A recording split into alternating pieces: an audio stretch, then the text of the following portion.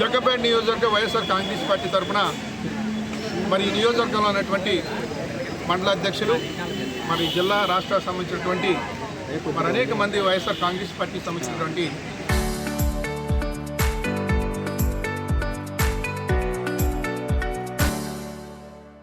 ముఖ్య నాయకులు, కార్యకర్తలు, మహిళలు అందరూ కూడా ఈరోజు జగ్గంపేటలో ఉన్నటువంటి ఈ యొక్క పోలీస్ స్టేషన్లో ఒక ఫిర్యాదు నిమిత్తం ఇక్కడ రావడం జరిగింది.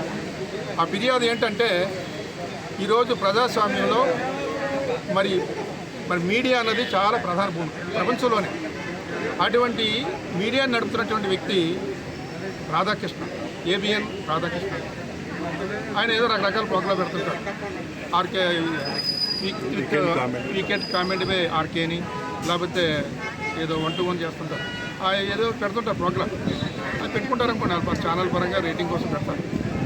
బట్ నేను పెట్టినటువంటి వీకెండ్ కామెంట్ పై పెట్టింది వైఎస్ఆర్ కాంగ్రెస్ పార్టీ అధినేత శ్రీ వైఎస్ జగన్మోహన్ రెడ్డి గారి మీద, వైఎస్ఆర్ కాంగ్రెస్ పార్టీలో ఉన్నటువంటి అందరి మీద, మాజీ ఎమ్మెల్యేలు, మాజీ మంత్రులు, ఎమ్మెల్సీలు, ఇతర నాయకులు, మొత్తం వైఎస్ఆర్ కాంగ్రెస్ పార్టీకి సంబంధించిన అందరి మీద కూడా అనేక రకాలైనటువంటి అసత్య ఆరోపణలు చేశారు. ఆరోపణలు అంటే మనది మహిళలు అంటే వైఎస్ఆర్ కాంగ్రెస్ పార్టీ మహిళలు అంటే వారి భార్యల మీద, మహిళలు సంఘాలు ఒకలాగా ఉంటాయి. భార్యలు ఇంట్లో ఉండేటువంటి భార్యల పట్ల అనుచితమైనటువంటి వ్యాఖ్యలు, అంటే ఎంత కండకావరం ఉంటే అటువంటి ఆరోపణలు చేస్తారనేది మనం అర్థం చేసుకోవాలి. ఒక ఛానల్ నడుపుతూ మరి ఈ సమాజానికి, ఈ సమాజంలో ఉన్నటువంటి మంచి చెట్లు మాట్లాడేటువంటి ఆ ఛానల్ ఉన్నటువంటి ఆయన ఇటువంటి ఇంట్లో ఉన్నటువంటి భార్యల పట్ల చాలా ఘోరాతి ఘోరంగా ఒక మహిళా యాంకర్తో చెప్పించారు. మరి ఒక మహిళా యాంకర్ చెప్పింది, ఆవిడ పాప లోపల కూడా సిగ్గుపడి ఉంటుంది, భయపడి ఉంటుంది. ఆ ఉద్యోగం కాబట్టి చెప్పింది ఆవిడ. అవన్నీ కూడా ఈ మనసులో ఉన్నటువంటి మాటలే మాట్లాడతారు.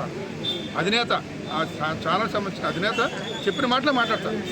ఆ రకంగా ఎంత కండకావరం ఉంటే ఆ ఛానల్కి, ఏబిఎన్ రాధాకృష్ణ గారి యొక్క ఏబిఎన్ ఛానల్ కానీ, ఆంధ్రజ్యోతి పేపర్ కానీ అన్ని అసత్య ఆరోపణలు, అసత్యమైనటువంటి వాస్తవానికి దగ్గరగా ఉన్నటువంటి ఒక్క మాట కూడా ఉండదు అందులో.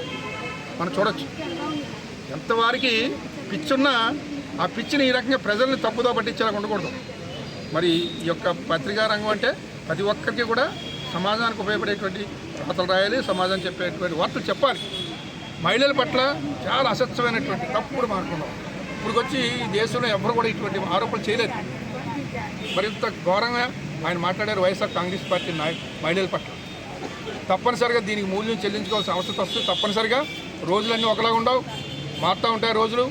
త్వరలోనే వైఎస్ఆర్ కాంగ్రెస్ పార్టీకి మంచి రోజులు వస్తాయి. ఈ రాష్ట్రానికి మరొక్కసారి వైఎస్ జగన్మోహన్ రెడ్డి గారు 2029 ఆవిడ ఖాయం. ఇటువంటి వారు ఎవరైతే ఉన్నారో వారి యొక్క భరతం పట్టే కార్యక్రమం రోజులు కూడా త్వరలోనే వస్తాయి. ఇదే కాదు, చాలా ఈ కూటమి నాయకులు చేసేటువంటి వారి యొక్క అండదండలు చూసుకునే ఆయన అంత కండకావడంతో ఇటువంటి ఆరోపణలు చేయించే కార్యక్రమం చేశారు. అది ఈరోజు మేము వైఎస్ఆర్ కాంగ్రెస్ పార్టీ జగ్గంపేట నియోజకవర్గ పరంగా ఆయనకి క్షమాపణ చెప్పాలి. ఈ యొక్క వైఎస్ఆర్ కాంగ్రెస్ పార్టీకే కాదు, యావత్ మహిళా లోకానికి, ఎవరైతే నాయకులుగా ఉన్నటువంటి భార్యలుగా ఉన్నారో వారికి అందరికీ కూడా క్షమాపణ చెప్పాలి. ఇక ముందు ఎప్పుడు కూడా ఇటువంటి పునరావృతం అవ్వకూడదు. దాని మీద ఈరోజు మేము కంప్లైంట్ ఇచ్చే వైఎస్ఆర్ కాంగ్రెస్ పార్టీ తరఫున ఆయన అరెస్ట్ చేయాలి. ఇటువంటి మరి చిన్న ఆరోపణ చేస్తేనే అరెస్ట్ జైల్లో పెడేస్తున్నారే.